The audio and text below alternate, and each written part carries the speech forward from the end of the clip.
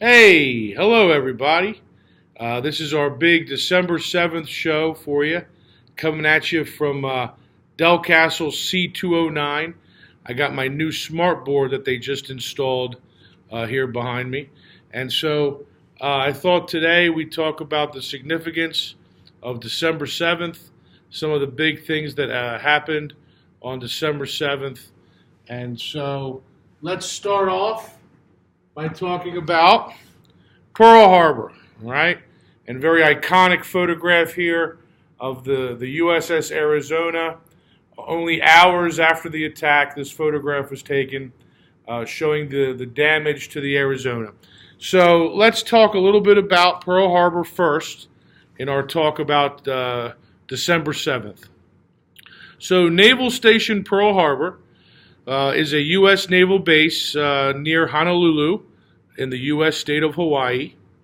Pearl Harbor is also the headquarters of the United States Pacific Fleet. The attack on Pearl Harbor by the Empire of Japan on Sunday, December 7th, 1941, brought the United States into World War II. Aircraft and midget submarines of the Imperial Japanese Navy, under command of Admiral Chuichi Nagumo, began an attack on the U.S. naval base. Through earlier code-breaking activity, the Americans had determined that an attack was likely to occur. However, while the Americans failed to discover Japan's target location, which was believed to be the Philippines, they thought that the Philippines a more likely target. Remember that the United States acquired the Philippines, Guam, Cuba, Puerto Rico in the Spanish-American War many years earlier. And so we had a presence in the Philippines. And we thought that was where the Japanese were probably going to strike. At 6:05 in the morning on December 7th, 6 Japanese carriers launched the first wave of 183 aircraft, composed mainly of dive bombers, horizontal bombers, and fighters. Japan intended the attack as a preventive action to keep the U.S. Pacific Fleet from interfering with its planned military actions in Southeast Asia against overseas territories of the United Kingdom and the Netherlands and the United States. Over the course of 7 hours, there were coordinated Japanese attacks on the U.S.-held Philippines, Guam, and Wake Island, and on the British Empire in Malay, Singapore, and Hong Kong. The Japanese struck American ships and military installations at 7:51 in the morning. The first wave attacked the airfields of Ford Island. At 8:03, a second wave of 170 Japanese aircraft, mostly torpedo bombers, attacked the fleet anchored in Pearl Harbor. The battleship Arizona was hit with an armor-piercing bomb, which penetrated the forward ammunition compartment, blowing the ship apart and sinking it within seconds, killing 1,177 crew members. The following day, December 8th, the United States declared war on Japan. And several days later, on December 11th, Germany and Italy each declared war on the United States. The U.S. responded with a declaration of war against Germany and Italy. Domestic support for non-interventionism, which had been fading since the fall of France in 1940, pretty much disappeared by this point. The overall death toll of Pearl Harbor that day was 2,467 people, 2,403 American citizens, 2,335 members of the U.S. military, and 86 civilians. And 64 members of the Imperial Japanese Navy. 5 U.S. battleships were sunk, and the other remaining 3 were badly damaged. Overall, 9 ships of the U.S. fleet were sunk, and 21 ships were severely damaged. 3 of the 21 would be irreparable. 188 U.S. aircraft were completely destroyed, and 159 others were damaged.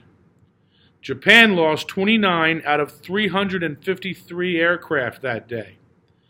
The attack on Pearl Harbor was the largest destruction of life and property on American soil, both in peacetime and in general, by foreign nationals, prior to the September 11th attacks. It still remains the deadliest attack on American soil, both in peacetime and in general, by a foreign nation. And so, December 7th, 1941, marks the beginning of our entry into World War II. Again, the Japanese were empire building at the time, and they saw us as a threat, and attacked us to try to keep us from them getting a hold of the property that they were looking for to conquer parts of Southeast Asia. Even Australia would have been in the crosshairs.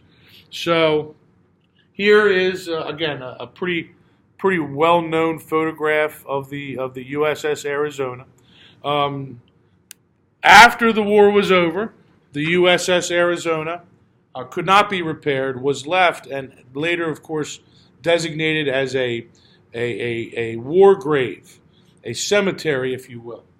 And so the Arizona Monument is something that a lot of people still go to visit today. As you can see, the ship is still submerged, except for just a little bit of one of the forward gun turrets, which does rise a little bit out of the water. The rest of the superstructure, which had been above the waterline, was removed by the United States Navy. Later on, they built the memorial, which rests on top of the sunken battleship. And boats go out, and visitors enter the memorial. All the names of the sailors and crew on board the Arizona that morning appear on walls within the memorial. And it is a beautiful memorial. And again, there are still the remains of the sailors who died that day within the ship, designating this as a graveyard. You can see, if you look, and it's hard to see, I got a little glare here. There is an oil slick which leaves the ship and goes in this direction. Every few minutes, still a drop of oil. The ship was holding thousands of gallons of fuel oil on board when she was attacked and when she sunk. And that oil could never be properly retrieved. And to this day, drop by drop, every couple of minutes, a slow drop of oil rises, and you can see the oil slick over here. The Navy has looked at it. They've considered the environmental hazards. They've talked about what are they going to do about it. But because it is still a graveyard, they are limited into what they want to do with this. So to this day, still, a drop of oil slowly rises to the top. It's one of the interesting things about the Arizona Monument. And people go there and they can see. And you can see this was where she was tied up. It's got the name USS Arizona. The USS Vestal was the ship next to her, and that was repaired. That did manage to continue in the war. But the Arizona lies where she sank on the morning of December 7th. Beautiful memorial, a tribute to the men who lost their lives that day. And so, December 7th, a very important day, Pearl Harbor Day. It's also Delaware Day. And so, for people who know a little bit about Delaware, there's our state flag. And as you can see, we are one of only a few flags that has a date, a year on it. December 7th, 1787. That is when Delaware ratifies the Constitution, making her the first state in the Union. So on December 7th, 1787, Delaware became the first state to ratify the new United States Constitution. Delaware was concerned about their small size and lack of economic viability and decided that ratifying the Constitution would be in their best interest. Because the Articles of Confederation, remember that was our government before the Constitution was established, did not provide an effective national government, a constitutional convention was held in Philadelphia during the summer of 1787. When the new document was brought to the Delaware ratifying convention, the delegates were pleased with the new powers of Congress, including the power to lay and collect taxes, duties, pay the debts, coin money, and provide for the common defense of the country by raising armies, maintaining a navy, and declaring war. The new Constitution was a great solution for the citizens of Delaware, struggling with their small size and economy, and they unanimously ratified the document.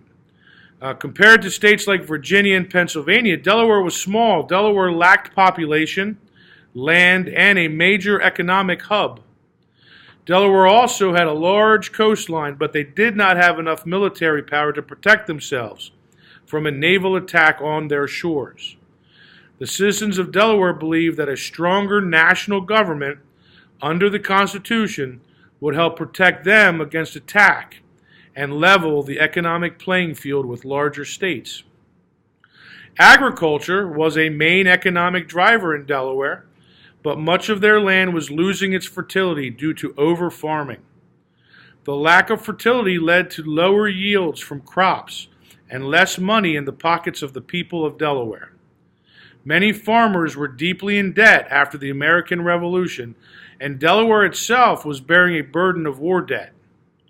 At the time, the national government did not have control over coining money, so each state was responsible for printing their own.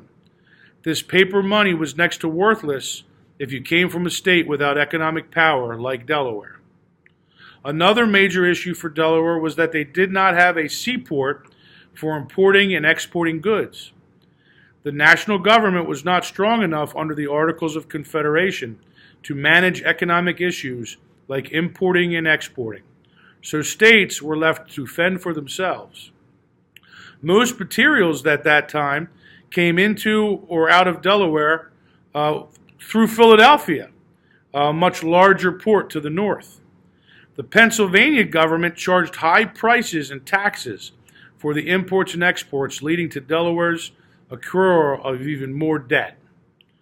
John Dickinson, Delaware delegate to the Philadelphia Convention of 1787, was also known as the penman of the American Revolution. In 1768, he had written the Liberty Song, in which he encouraged Americans to stand up for liberty. Then join hand in hand, brave Americans all. By uniting we stand, by dividing we fall. Then join hand in hand, brave Americans. I read that already. I'm sorry. I lost my place. A strong voice for ratification in Delaware. He believed that the new Constitution would provide the best framework for protecting liberty for generations to come. In 1787, he wrote, "Let our government be like that of the solar system. Let the general government be like the sun, and the states the planets, repelled yet attracted, and the whole moving regularly and harmoniously in several orbits." John Dickinson, 1787. So there's our Delaware flag. And we are the first state, the first to ratify the Constitution. So that's a big deal, right? I always thought that was kind of an important thing. And some important things also, some people that were born on December 7th. Theodor Schwann, German physiologist. Willa Carter, Pulitzer Prize winning novelist. Joyce Carey, Irish-born novelist. Ernst Tacht, composer and painter. Sir Milton Margai, the first Prime Minister of Sierra Leone. Stuart Davis, painter. Noam Chomsky, writer, linguist, and political activist. Ellen Burstyn, actress. Johnny Bench, pro baseball player. Tom Waits, singer, songwriter of Jersey Girl and Downtown Train. Larry Bird, basketball, Boston Celtics. Emily Browning, actress, singer, model. and Katharina Amalia, Princess of Orange, heiress apparent of the throne of the Kingdom of the Netherlands. All December 7th birthdays. As was Don Corleone. And that's not listed here. However, if you pay attention to The Godfather, at the end of Godfather 2, they're talking about, it's a flashback.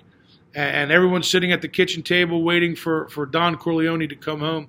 And they start talking about his birthday. Oh, Pop, can you believe the Japs bombed Pearl Harbor on Pop's birthday? A little reference there. So some of you may have caught that. December 7th, Don Corleone. And, humbly, it is my birthday.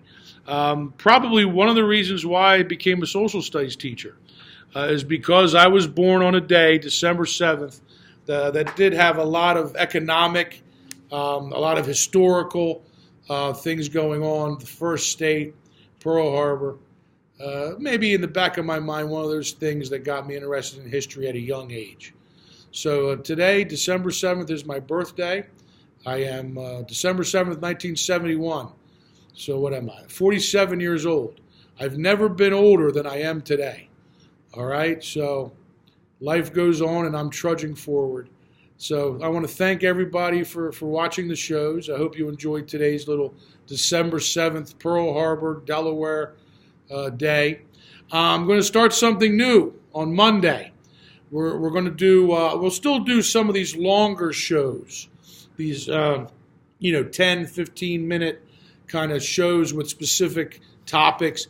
But I'm also going to start to do, people have talked to me about a quick daily, today in history kind of show. So you know what? Monday morning is going to be the premiere of Rufo's Today in History.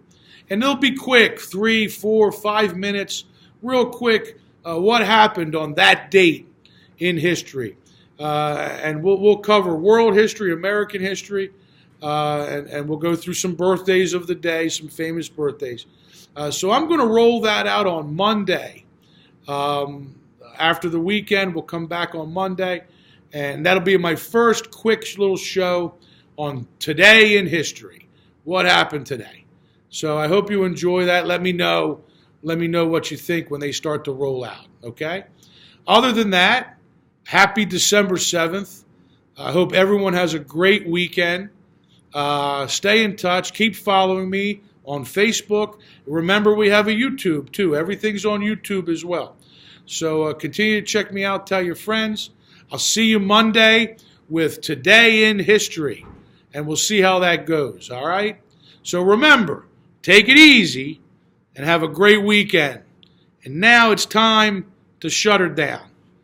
Good night, everybody. Bye-bye.